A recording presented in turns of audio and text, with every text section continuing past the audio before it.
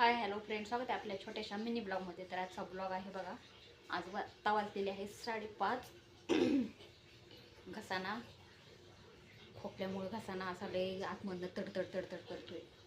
काय करायचं, या गुरुमुळं मी आजारी पडायला लागले आणि मला म्हणतो पड आजारी. तर बघा आज मी काय भाजी बनवणार आहे आणि माझ्या मिस्टरांनी कामातनं काय आणलेलं आहे ते पण तुम्हाला दाखवते. तर हे बघा, मी बनवणार आहे सोयाबीनना गरम पाण्यामध्ये भिजत घातलेलं आहे बघा. आणि सकाळ सकाळ आज चाललेलं आहे विमान 5:30 वाजता. बघा विमानाचा आवाज येत असेल. आणि हे बघा कांदा आणि टमॅटो कसे आहेत ते बघा, चिरले केवढूशे आहेत ते छोटे छोटे.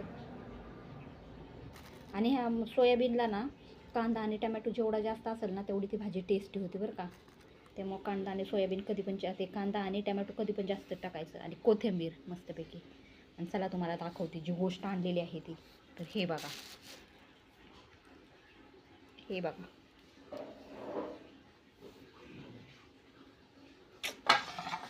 आता सारा सकाळ सकाळ हे आहे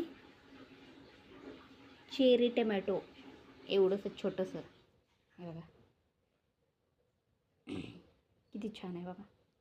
हे म्हणतात बाहेर देशामध्ये येतो, काय माहिती बाबा आपल्याला. मी पेपरला वाचलं होतं चेरी टमॅटो. तसं आपला महाराष्ट्र पण काय मागं नाही बरं का. आपल्या महाराष्ट्रामध्ये पण भरपूर पिकं होतात. पण हे बघा किती छान, भरपूर आणली होती त्या दिवशी. माझा भाऊ आला होता, मग माझ्या मम्मीला पण मी एवढीच दिली, ह्याच्यापेक्षा जास्त दिली ती. आणि आम्ही पण 2 दिवस वापरतोय त्यामुळे आता एवढीच राहिलं. तर कशी आहे ती चेरी टमॅटो सांगा. हे तर किती छान दिसतंय बघा,